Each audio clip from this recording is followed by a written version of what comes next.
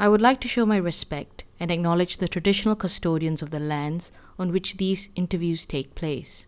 I would also like to respectfully acknowledge the Wangal people, who are the traditional custodians of the land on which I live and work.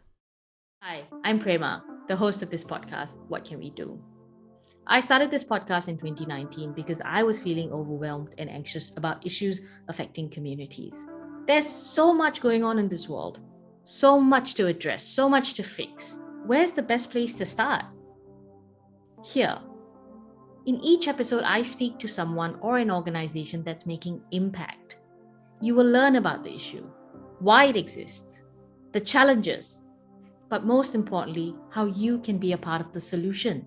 My hope is that you can take away 2 to 3 tips each episode that will support you in your helping journey.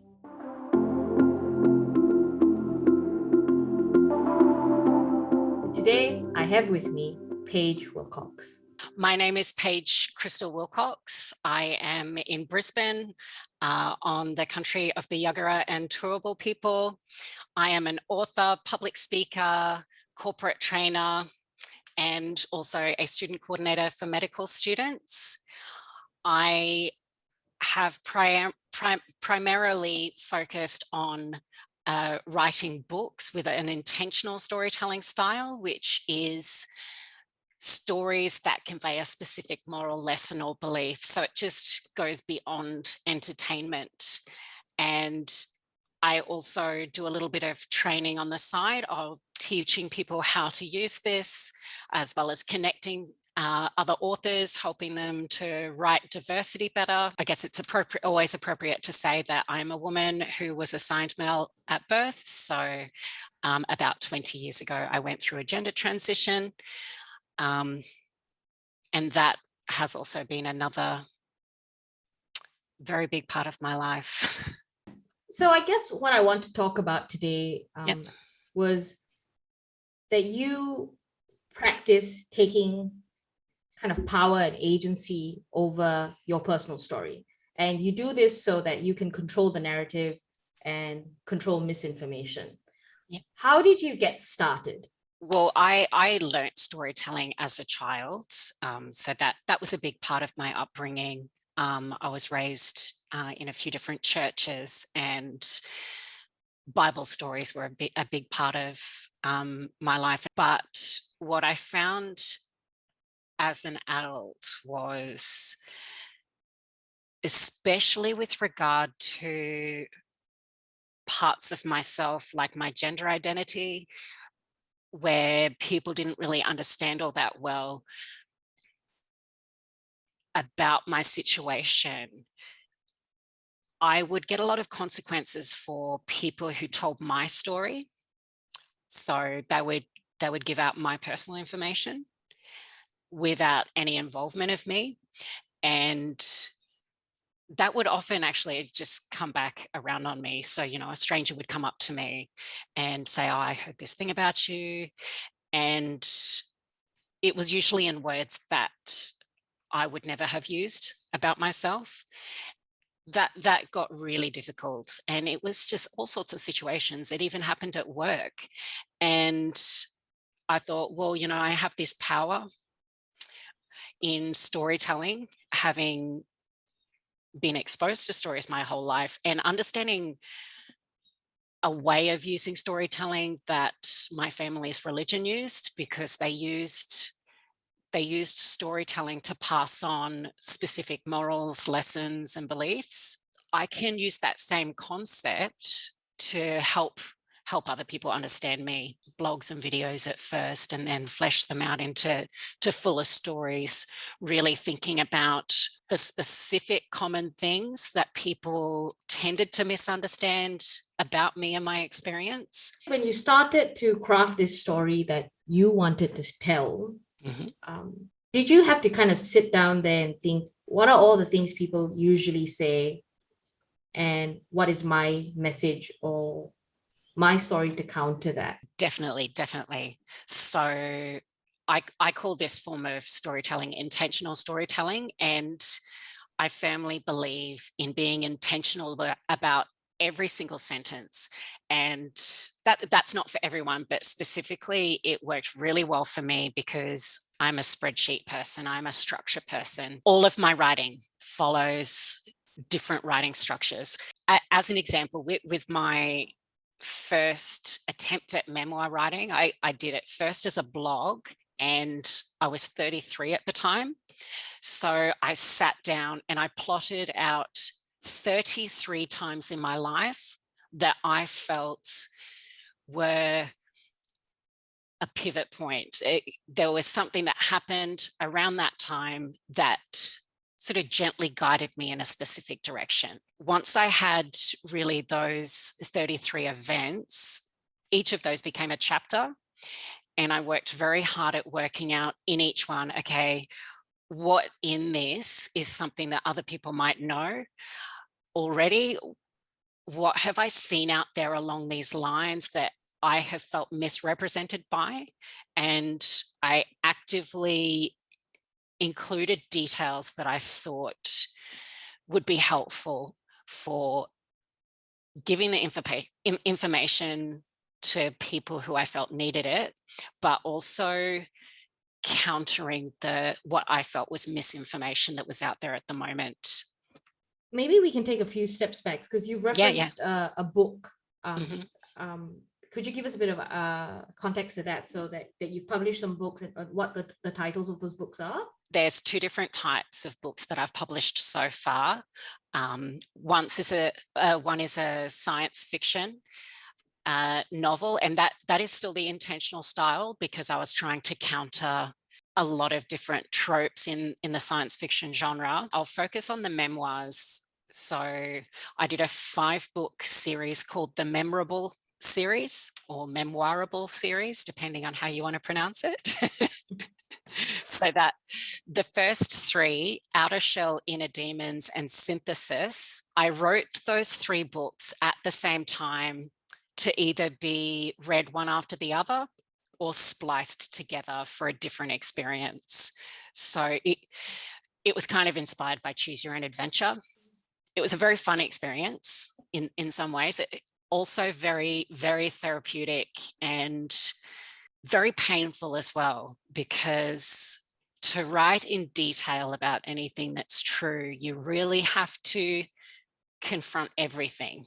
You can't just write in detail about experiences you've had and not kind of be back there. I don't necessarily see stuff when I write, but I definitely feel it in the many times. And I wrote about a lot of traumatic experiences, but it still wasn't quite as bad as being there in the moment. And I do think it was helpful in getting me towards a place in my life where I could actually accept stuff that had happened and move forward and not just be stuck reacting. There's so much to unpack. Yeah. There's the point in life where we realize, hold on, where are our stories? There's the second point in life. There's a second point where you go, maybe I can tell this story, but for me at least, I always feel like, am I allowed to tell the story? Like, you don't know, because you come with it with so much fear. This degree of imposter syndrome, like someone's going to pick at it, someone's going to say, actually, you actually don't know what you're talking about. Could you describe what it was like before you started telling stories? I mean, as in, was it frustration? Was it sort of a constant searching? Frustration was there and hurt. A lot of the difficulty I faced, I felt, was because people didn't understand me, and that representations in media of people like me, there were absolutely none that were accurate to my own experience. They were predominantly negative, and I did feel that the way people reacted to me when they found out about my identity and the way they engaged with me, I felt was very much informed by exposure to that media. So it was transgender people as like a horror, shock, disgust punchline of, oh, you just found out that you got with a trans person. And to see myself reflected in that as, oh, if people find out who I am, they are disgusted, or to be with me is like a thing of shame. I couldn't help but carry that around, as well as people coming into an interaction with me with that. I was also coming into the interaction with that. So every interaction is two-sided, and we can only ever know what the other person wants us to or lets us know. We can never fully understand someone else's perspective. But because I was so hurt and I felt so much like everybody just had a negative view of me, and that really the only way to be loved or accepted really was to keep that part of myself private and secret, that really made it difficult for me to open up to people. I was really quite closed off, but also immediately defensive. So it created this unsolvable thing for a while, where this dynamic where I wanted people to understand me, but I didn't want to open up. And because I didn't want to or couldn't open up, people couldn't understand me. And I was kind of the only person in a position to address that. Yeah. But emotionally, I couldn't. I was traveling around with so much pain and anticipating just more pain. So it's like a cycle, I guess. Yeah. It just kept feeding itself. Was there a flick of a switch moment? As you mentioned, you started blogging first. Yes. So what was that sort of almost switch or transition moment where you went, you know what, I'm just going to do this? As with most things in life, I'd love it to be black and white and simple, but it's more complicated than that. So the first major thing was someone put my personal information on Twitter, and it was in words that I would not have used, and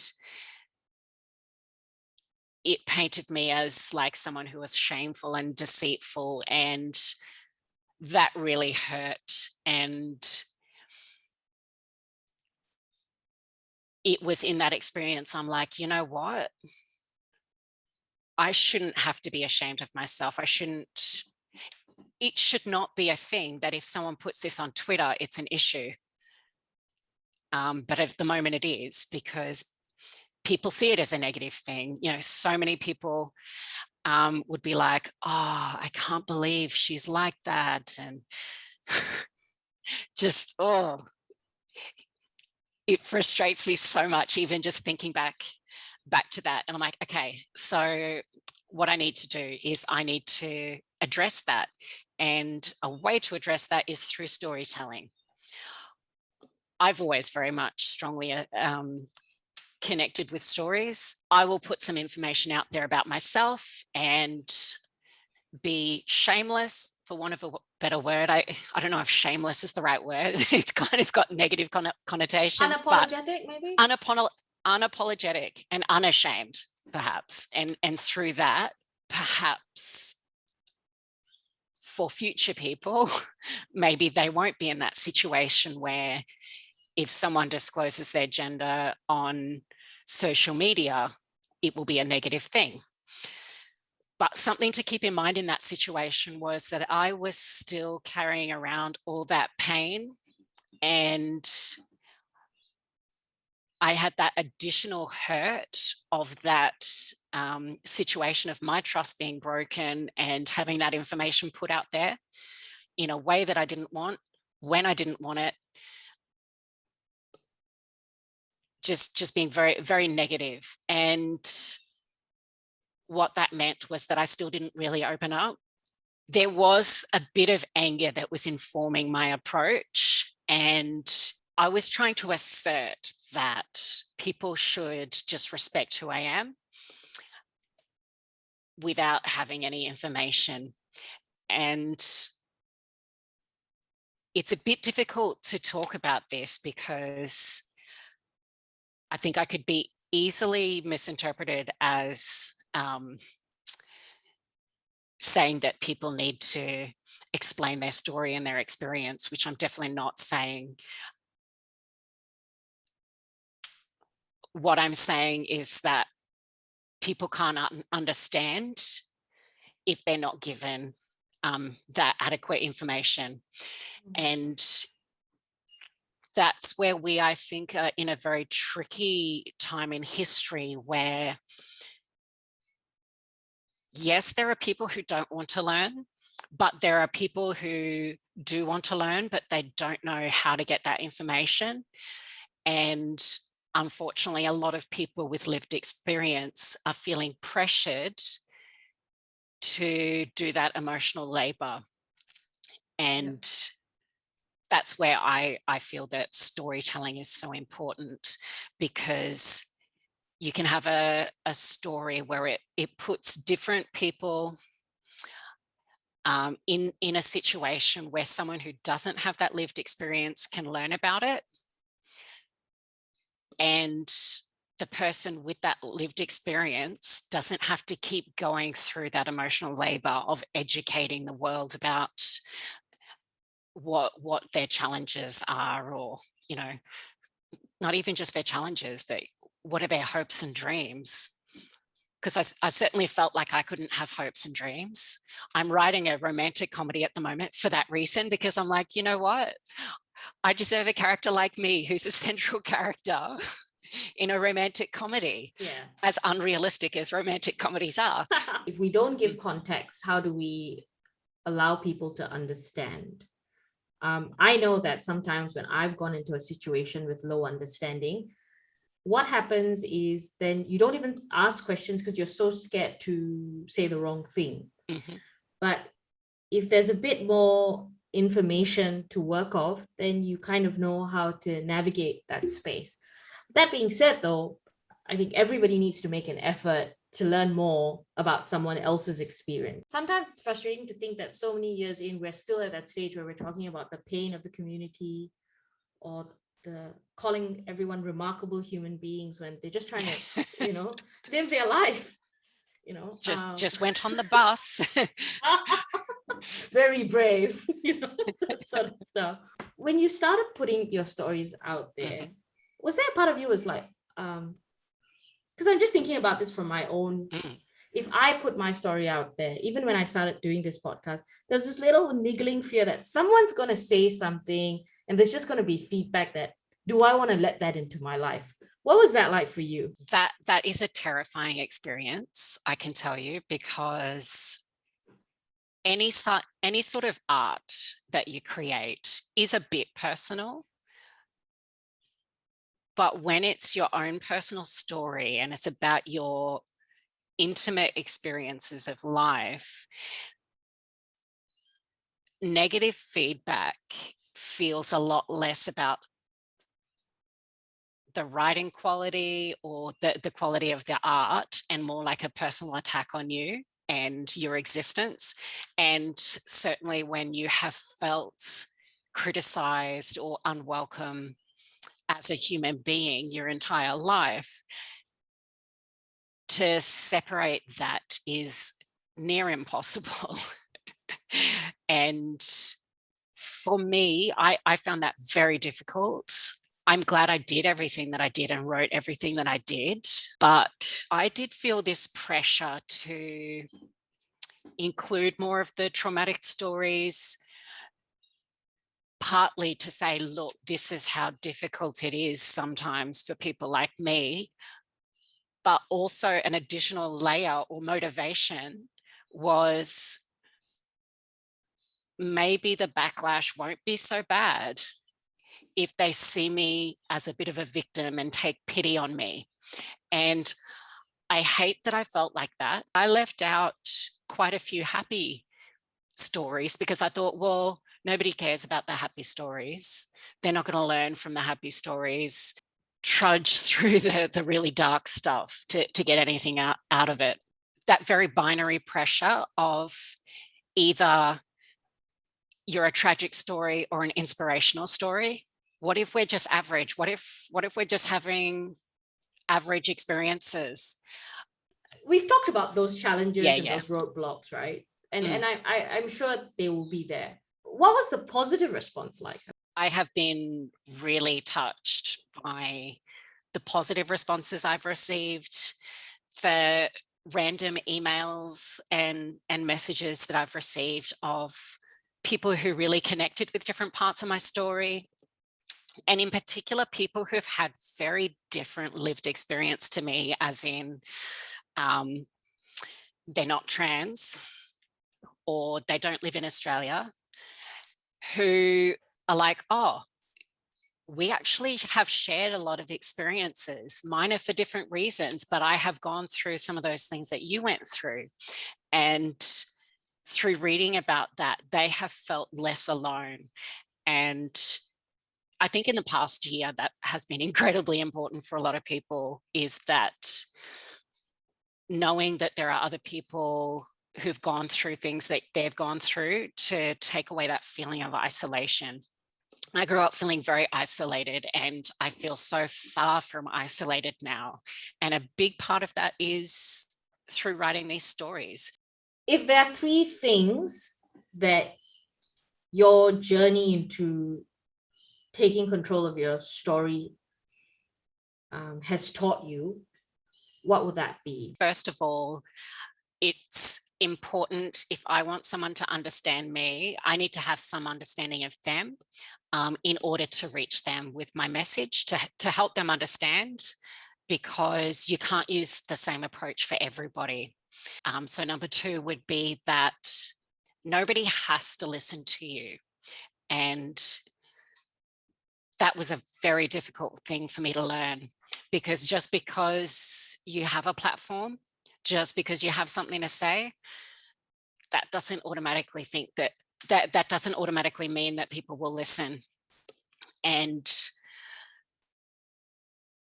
I felt quite hurt early on by feeling like I had these really important things to say and putting myself out there, being vulnerable, and then not having everyone listen, having those people that are like, yeah, no. Third would have to be around healthy boundaries.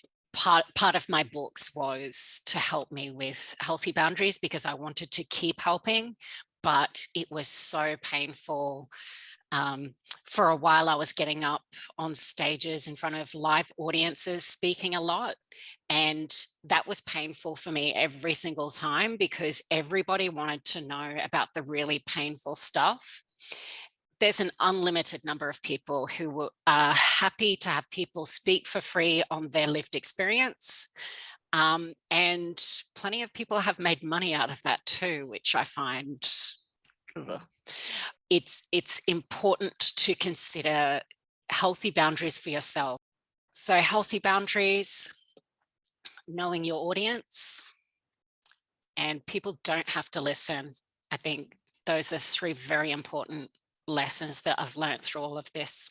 If there was someone that you met today who is at a stage in their life that you were 11 years ago, and they wanted to get started, how should they get started? What would you tell them? I would tell them, first of all, to find as much detail about what's out there now before you get started, because it's likely that other people have been doing similar work. So it's important to know what's out there before you start trying to create anything new, but also seek out connections, seek out a mentor or a trainer, someone who has had similar experiences in the past, who can guide you through. Nobody has to be alone. There is somebody there. Did you look for a mentor when you started? Was there someone who was easy to access? No. And I had a much more difficult ride because I was so insistent on being independent, seeing the seeking of support as weakness, which was one of many unhealthy, dysfunctional beliefs I held. Seeking help does not mean you're weak. It means that you see how to stay stronger for longer. I think this ties into the thing about somehow when you feel different and you think you want to do something that makes you stand out, you feel like you have to be remarkable or super fantastic, and you cannot show any sign of not knowing. Is writing necessary for telling that story, for telling a story? I think all humans are, in a way, storytellers. Conversation is storytelling, and different people have very different abilities when it comes to even conversation. I do believe that everyone can tell their story if they want to. Some people just will need a little bit more guidance in how to do that. And books are not the only way. There are so many different mediums. I'm not all that familiar with TikTok. I am happily old. That is just another form of storytelling. You know, it's getting an idea out there. If you wanted someone to take away one thing from this interview, what would that be? If you see yourself reflected in any form of media and you feel misrepresented, tell someone. Do not keep that in. Tell someone. Hopefully you can tell a lot of people, and eventually those people will start talking about it with other people. And maybe one of those people will actually be in a position to help you address it. As in if it lands in the right ears or if you get enough groundswell. And you might find out other people feel the same way. Absolutely. Yeah. You may find out that you're not the only person who feels like this, but nobody's been talking about it. Yeah.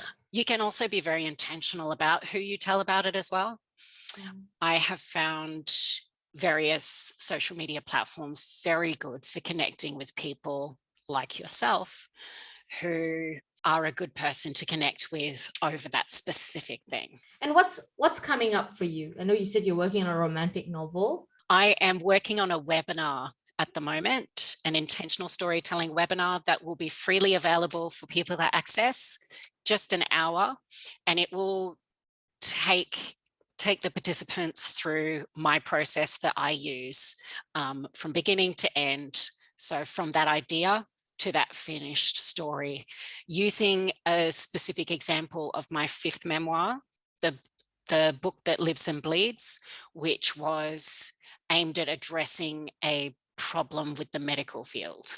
And how can people keep up with your work or get in touch with you? Best place is just to head to my website. So it's www.paigekrystalwilcox.com. I keep that updated fairly regularly, including the way my availability for being contacted changes. And do you actually mentor people? I have in the past. At the moment, I'm taking a break from that because I don't have the capacity for it. I am working hard on maintaining my mental health. Yes, it's important. But that may change again in the future. All right. Well, thank you. Thank you for sharing your story about sharing stories. Thank you for listening. If you enjoyed this episode, please subscribe or follow it on social media. Your support will help this podcast reach more listeners. You can also check out the podcast and transcripts on whatcanwedopodcast.com. This podcast is produced by Samuham Media.